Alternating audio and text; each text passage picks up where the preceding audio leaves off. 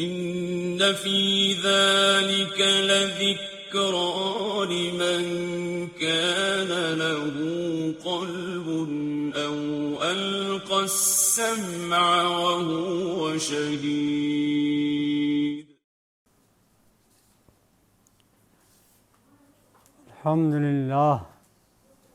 الحمد للہ رب العالمین والصلاة والسلام علی سید المرسلین وعلی آلہ واصحابہ واتباعہ وازواجہ اجمعین. قابل احترام مسلمان بھائیوں اور بہنوں، تقریباً 30 سال سے ایک عمل ہم برابر کرتے چلے آئے ہیں، وہ یہ کہ رمضان سے پہلے استقبال رمضان کی نشستیں ہوتی تھیں، اور 30 سال سے تقریباً یہ نشستیں امریکہ میں ہوتی تھیں. اس سال اللہ کا کرنا یوں ہے کہ یہ نشست ہندوستان میں ہو رہی ہے. محمد صلی اللہ علیہ وسلم کا یہ اسوہ تھا، سنت تھی ان کی، کہ شعبان کے مہینے کے آخری تاریخوں میں آپ رمضان کے لیے ذہن تیار کرنے کی خاطر تقریریں فرماتے تھے، خطبے دیا کرتے تھے. ایک ایسا ہی خطبہ آپ کا شعبان کی آخری تاریخ کا ہے جو حدیث کی کتابوں میں موجود ہے. یہ خطبہ بڑا اہم ہے، غیر معمولی ہے، اور فضائل رمضان پر اس سے بہتر باتیں کچھ نہیں کہی جا سکتی. اس لیے کہ جس پر یہ فریضہ نازل ہوا تھا وہ اس کی باریکیوں سے، اس کی برکتوں سے، اس کی حسنات سے جتنا واقف ہو سکتا ہے دوسرا کوئی واقف نہیں ہو سکتا. یہ خطبہ اللہ تعالیٰ نے ہم تک پہنچایا ہے، یہ اللہ کا بڑا کرم ہے. بیہقی کی روایت ہے، عن سلمان الفارسی قال خطبنا رسول اللہ صلی اللہ علیہ وسلم فی آخر یوم من شعبان. شعبان کی آخری تاریخوں کو اللہ کے رسول نے خطبہ دیا. اس خطبے میں اللہ کے رسول نے سب سے پہلی بات یہ کہی کہ اے مسلمانوں، تم پر ایک بہت بڑی قدر و عظمت والا مہینہ سایہ فگن ہونے والا ہے، اور ایک رات اس میں ایسی ہے خیر من الف شہر، جو 1000 مہینوں کی راتوں سے زیادہ افضل ہے. اور اس افضلیت کی وجہ یہ ہے کہ اس رات میں اللہ تعالیٰ نے قرآن پاک نازل کیا تھا. وہ قرآن پاک جو ہدایت ہے، رحمت ہے، ہدایت ہے تمام دنیا کے لیے، تمام انسانیت کے لیے اور قیامت تک کے لیے. یہ بہت بڑا کرم ہے اللہ تعالیٰ کا کہ اللہ تعالیٰ نے یہ قرآن نازل کیا، اور کتنا بڑا کرم ہے اس کا کہ اس نے ہمیں یہ توفیق دی کہ ہم مسلمان ہیں اور اس ایمان رکھتے ہیں اس قرآن پر. یہ قرآن یا ایھا الذین آمنوا کتب علیکم الصیام کما کتب علی الذین من قبلکم. اے مسلمانوں، اللہ تعالیٰ نے تم پر روزے فرض کیے ہیں جس طرح تم سے پہلے امتوں پر فرض کیے تھے. تم سے پہلی امتوں پر بھی یہ فرض تھے. اس سے اندازہ ہوتا ہے کہ عبادات کا کورس پورا ہونا ممکن ہی نہیں ہے جب تک اس میں روزہ نہ ہو. یہی وجہ ہے کہ ہر امت کی دین میں، ہر امت کی شریعت میں روزہ ہمیشہ فرض رہا ہے، جیسا کہ قرآن نے فرمایا. یہ قرآن لیلۃ القدر میں نازل ہوا، اور وہ بہت عظیم مہینہ ہے، عظیم مہینہ ہے. یہ لیلۃ القدر قرآن نے بتایا شہر رمضان الذی انزل فیہ القرآن، قرآن نازل ہوا ہے رمضان میں۔ اس کے معنی یہ ہے کہ لیلۃ القدر بھی رمضان کی ایک مبارک رات ہے۔ اس میں اللہ نے قرآن نازل کیا ہے، اور تمام مسلمان دنیا بھر میں رمضان کے اس مہینے میں مسجدوں میں قرآن پڑھنے کا اہتمام کرتے ہیں، قرآن سنانے کا اہتمام کرتے ہیں، قرآن سننے کا اہتمام کرتے ہیں، قرآن کی تشریحات، تفسیریں، شرحیں اور درس ہوتے ہیں، اور اس سے لوگ متصف ہوتے ہیں، مستفید ہوتے ہیں، فائدہ اٹھاتے ہیں۔ اللہ تعالیٰ ہم کو بھی یہ توفیق عطا فرمائے کہ ہم بھی مستفیض ہوں، فائدہ اٹھائیں اور اس سنت پر عمل کر سکیں۔ ہماری بدقسمتی ہے اور اللہ کی طرف سے ایک آزمائش ہے کہ اس سال رمضان کا یہ مبارک مہینہ، جس میں ہر جگہ، ہر طرف، دنیا کے ہر شہر میں، ہر ملک میں، پوری دنیا میں رمضان میں مسجدوں میں قرآن ہوتا تھا، اس سال ہمارے مفتیوں کو یہ فتویٰ دینا پڑ رہا ہے، یہ اپیل کرنی پڑ رہی ہے، یہ تشریح کرنی پڑ رہی ہے کہ رمضان کے اس مہینے میں مسجدوں میں تراویح نہ پڑھو، مسجدوں میں قرآن نہ سناؤ، بلکہ یہ تراویح اور یہ قرآن گھروں میں پڑھو۔ وجہ یہ ہے کہ ایک ایسی بیماری اللہ تعالیٰ نے بھیج دی ہے جو اللہ کی طرف سے ہماری آزمائش ہے۔ سب سے پہلے ہم اللہ تعالیٰ سے یہ دعا کرتے ہیں کہ اے پروردگار، ہم گناہ گار ہیں، خطا کار ہیں، توبہ کرتے ہیں، اور توبہ تجھے بہت پسند ہے، اتنی پسند ہے کہ تیرے سچے رسول نے فرمایا ہے کہ جتنی خوشی اللہ تعالیٰ کو آدمی کے، انسان کے توبہ سے ہوتی ہے، دنیا کی کسی عبادت سے نہیں ہوتی۔ فرمایا اللہ کے رسول صلی اللہ علیہ وسلم نے کہ ایک شخص اونٹ پر سوار ریگستان میں سفر کر رہا ہے، اس کے اونٹ پر اس کا کھانا پینا لدا ہوا ہے۔ ریگستان میں، دور دراز کے ریگستان میں وہ برابر سفر کر رہا ہے، جہاں میلوں تک نہ کہیں کھانے کی کوئی چیز ہے، نہ پینے کی کوئی چیز ہے۔ اس اونٹ پر سوار کرنے والے کا کھانا پینا سب اونٹ پر رکھا ہوا ہے، اونٹ پر کے اوپر، پیٹھ کے اوپر ہے۔ وہ سفر کرتے کرتے تھک جاتا ہے۔ جب وہ تھک جاتا ہے تو ایک چٹان کے پاس بیٹھ کر سستانے لگتا ہے، اونٹ کو کسی پتھر سے باندھ دیتا ہے، لیکن سوتے سوتے دیر ہو جاتی ہے، اس کی آنکھ لگ جاتی ہے، دیر تک سوتا رہتا ہے۔ دیر تک سوتے سوتے اب جو آنکھ کھلتی ہے تو کیا دیکھتا ہے کہ اونٹ غائب ہے، اس کی جان نکل جاتی ہے۔ سوچتا ہے کہ اب میری تو جان نکل گئی، میرے لیے تو موت کے سوا کچھ نہیں ہے۔ اس ریگستان میں دور دراز تک نہ کھانے کا کچھ ہے، نہ پینے کا کچھ ہے۔ دوڑتا ہے گھبراہٹ میں، ادھر دوڑتا ہے، اس پہاڑی پر دیکھتا ہے، اس پہاڑی پر دیکھتا ہے، اس وادی میں بھاگتا ہے، اس وادی میں بھاگتا ہے، لیکن کہیں بھی اس کو اونٹ نہیں ملتا۔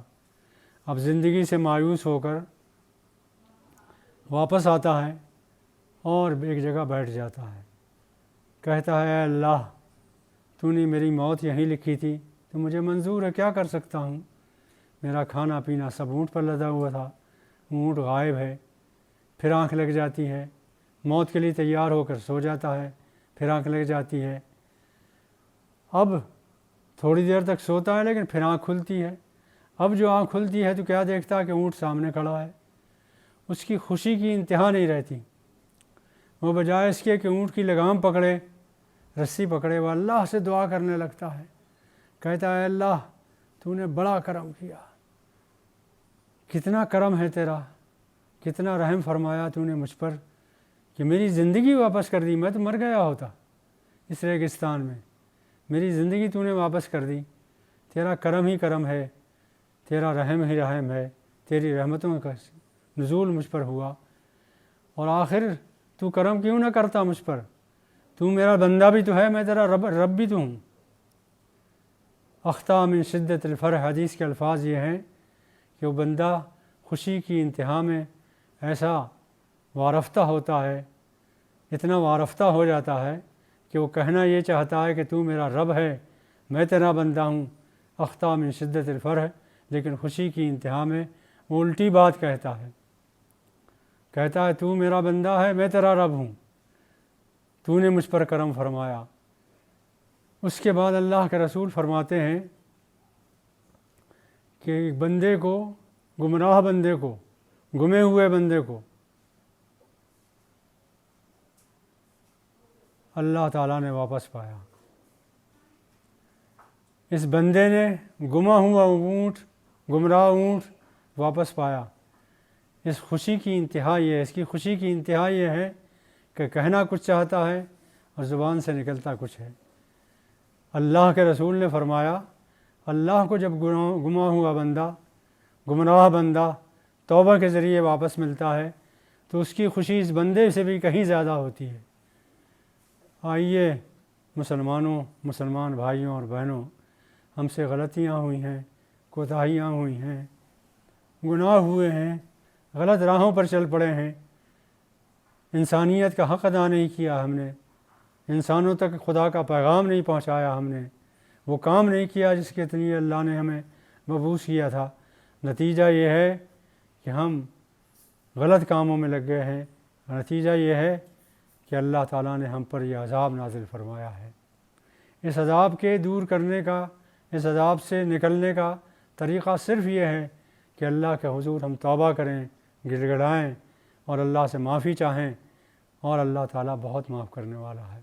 بارہا ایسا ہوا ہے کہ امت نے غلطیاں کی ہیں، امت نے معافی مانگی ہے، اللہ نے معاف کر دیا ہے۔ کوئی بعید نہیں ہے کہ ہم اللہ سے گڑ گڑا کر معافی مانگیں، اور اللہ ہی معاف کرنے والا ہے۔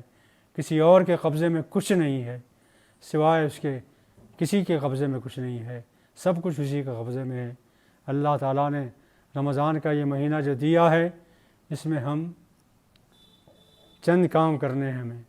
پہلا کام یہ ہے کہ روزہ رکھیں۔ اللہ کے رسول نے فرمایا، حدیث قدسی ہے، اللہ تعالیٰ فرماتا ہے کہ ہر عمل کی نیکی، ہر عمل کی اور ہر نیکی کی کا بدلہ اللہ کے نزدیک یہ ہے کہ 10 نیکیاں، ایک نیکی کرو 10 نیکیاں ملتی ہیں، پھر 70 نیکیاں ملتی ہیں اگر اور نیت اچھی ہو، اور زیادہ نیت اچھی ہو تو 700 گنا ملتا ہے، الا الصوم، مگر روزہ اس سے مستثنیٰ ہے۔ اللہ فرماتا ہے کہ روزہ اس سے مستثنیٰ ہے، روزہ کا ثواب اس سے بھی کہیں زیادہ ہے۔ الا الصوم فإنه لی وانا اجزی بہ، اس لیے کہ روزہ خالص میرا ہے، خالص میرے لیے ہے، اور اس کا خالص جواب صرف میں ہی دوں گا، اور میں ہی جواب دوں گا، میں ہی ثواب دوں گا، میں ہی اجر دوں گا۔ اس کے معنی یہ ہے، ایک معنی یہ لکھے مفسرین نے، محدثین نے، ایک معنی یہ ہے کہ جیسا اللہ عظیم ہے ایسے ہی عظیم اس کا بدلہ ہوگا۔ دوسرا مفہوم یہ لکھا ہے کہ اللہ اتنا بڑا اجر دے گا، اتنا بڑا اجر دے گا کہ جس کا اندازہ تم نہیں لگا سکتے، اللہ ہی لگا سکتا ہے۔ اللہ تعالیٰ کا کرم ہے، عنایت ہے، اللہ تعالیٰ اس روزے کا ثواب ہمیں عطا فرمائے۔ روزہ ایک عبادت ہے جو ہمیں اس مہینے میں رکھنا ہے۔ اللہ کے رسول نے فرمایا، من صام رمضان ایمانا واحتسابا غفر له ما تقدم من ذنبی، جس بندے نے رمضان کا روزہ رکھا آخرت کی اجر کے لیے اور اللہ سے گناہوں سے بچنے کے لیے، غلطیوں سے بچنے کے لیے اللہ کا روزہ رکھا، اس نے اللہ کے لیے روزہ رکھا اس نے، تو اللہ تعالیٰ فرماتا ہے میں اس کے پچھلے تمام گناہ معاف کر دوں گا، وہ پاک صاف ہو کر میرے دربار میں پہنچے گا۔ اسی طرح یہ بھی فرمایا، من قام رمضان، اور رمضان میں جس نے تراویح پڑھی، اللہ کے آگے حضور قیام کیا، ایمانا و احتسابا، ایمان کے ساتھ اور احتساب آخرت کے لیے، ایمان کو زندہ رکھتے ہوئے اور آخرت ہی کے لیے یہ کام بھی اس نے کیا، غفر لہ ما تقدم من ذنبی، اللہ تعالیٰ اس کے بھی گناہ معاف کر دے گا۔ اور سب سے بڑی کامیابی ہماری یہ ہے کہ آخرت میں اللہ تعالیٰ ہمیں معاف فرما دے، ہماری مغفرت فرما دے، جہنم سے ہمیں نجات دے دے۔ تو یہ روزہ اور رمضان، قیام، تراویح، یہ اس لیے ہے کہ ہم اس میں کامیاب ہو جائیں اور آخرت میں اللہ تعالیٰ ہماری مغفرت فرما دے۔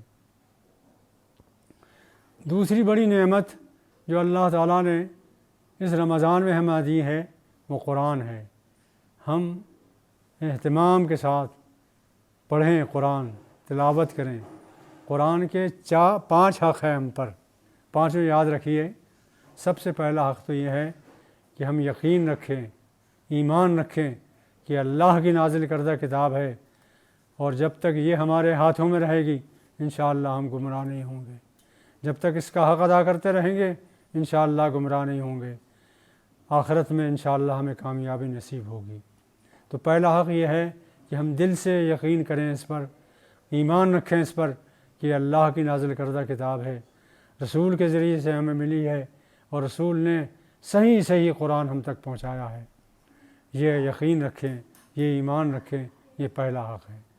دوسرا حق یہ ہے کہ دل و جان سے اس کی تلاوت کریں، مزے لے کر اس کی تلاوت کریں، اہتمام کے ساتھ اس کی تلاوت کریں، قرات کے ساتھ تلاوت کریں، اچھی آواز کے ساتھ اس کی تلاوت کریں، دل لگا کر اس کی تلاوت کریں۔ اور تیسرا حق یہ ہے کہ ہم اس کو سمجھنے کی کوشش کریں۔ چوتھا حق یہ ہے کہ جو سمجھیں اس پر عمل کریں، جو ہدایتیں سامنے آئیں اس پر عمل کریں، جو احکام سامنے آئیں اس پر عمل کریں۔ اور پانچواں حق یہ ہے کہ یہ کتاب تمام انسانیت کے لیے ہے، ھدی للناس، رحمۃ للعالمین کی لائی ہوئی کتاب ہے، اور تمام انسانوں کی ہدایت کے لیے ہے۔ اس لیے اس کو صرف پڑھنے کی کوشش نہ کریں، پڑھنے سمجھنے کی کوشش نہ کریں، بلکہ یہ کوشش کریں کہ دنیا تک اسے پہنچانے کی کوشش کریں، دنیا تک پہنچانے کی کوشش کریں، دعوت پہنچائیں اس کا پیغام پہنچائیں، اور دنیا تک یہ کتاب پہنچائیں۔ یہ کتاب اگر پہنچاتے رہتے تو یہ نہ کرونا ہوتا نہ کوئی اور ہوتا۔ یہ اسی لیے آیا ہے کہ اللہ تعالیٰ نے ہمیں جگایا ہے، قوت دی ہمیں کہ ہم جاگ جائیں۔ یہ 5 حق ہے قرآن کے۔ روزہ رکھیں، قیام کریں، قرآن پڑھیں، اور آخری بات یہ ہے کہ اس مہینے میں زیادہ سے زیادہ اللہ کی راہ میں خرچ کرنے کی کوشش کریں۔ حدیث میں ہے کہ نبی صلی اللہ علیہ وسلم نے فرمایا کے بارے میں یہ آتا ہے، حدیث میں نبی صلی اللہ علیہ وسلم کے بارے میں یہ بات کہی گئی ہے کہ آپ بہت زیادہ انفاق کرنے والے تھے، اللہ کی راہ میں کھل کر خرچ کرتے تھے، دونوں ہاتھوں سے دیتے تھے، ادھر دیتے تھے ادھر دیتے تھے۔ لیکن رمضان کے مہینے میں خاص طور پر تیز چلنے والی ہوا سے بھی زیادہ سخی تھے، دینے والے تھے، تیز چلنے والی ہوا سے بھی زیادہ سخی ہو جاتے تھے۔ اللہ تعالیٰ ہمیں بھی توفیق دے، رمضان میں زکوٰۃ بھی ادا کریں، لیکن صرف زکوٰۃ تو ہمارے مسلمان ہونے کی علامت ہے، انفاق تو اس کے علاوہ ہے۔ زیادہ سے زیادہ اللہ کی راہ میں خرچ کریں، ہمارے حد تک کوئی بھوکا نہ سوئے، ہمارے حد تک کوئی ایسا نہ ہو کہ جو روزہ نہ رکھ سکے، کوئی ایسا نہ ہو جو افطار نہ کر سکے۔ جس کو بھی پہنچائیں، پہنچاتے رہیں، لیکن خفیہ بھی پہنچائیں، علانیہ بھی پہنچائیں، اور ہر طرح سے پہنچانے کی کوشش کریں۔ ایک نعمت اور ہے اس رمضان کے مہینے میں، وہ یہ ہے کہ اس کی آخری راتوں میں جہنم کی آگ سے بندے آزاد کیے جاتے ہیں۔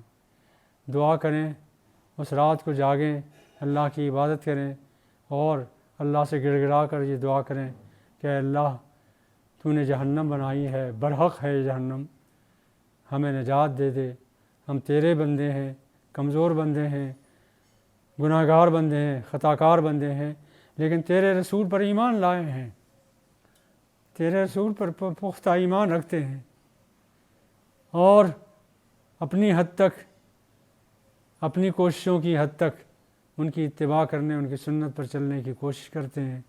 اے پروردگار تو ہمیں توفیق دے تیری توفیق کے بغیر کچھ نہیں ہو سکتا، کچھ ہم نہیں کر سکتے۔ توفیق دے کہ تیرے رسول کی اتباع کے مطابق رمضان ہمارا گزر جائے، اور جب رمضان کی آخری رات ہو تو سب کو، تب تو جہنم سے نجات دے رہا ہو تو اس میں ہمارا بھی شمار ہو۔ وآخر دعوانا ان الحمد للہ رب العالمین۔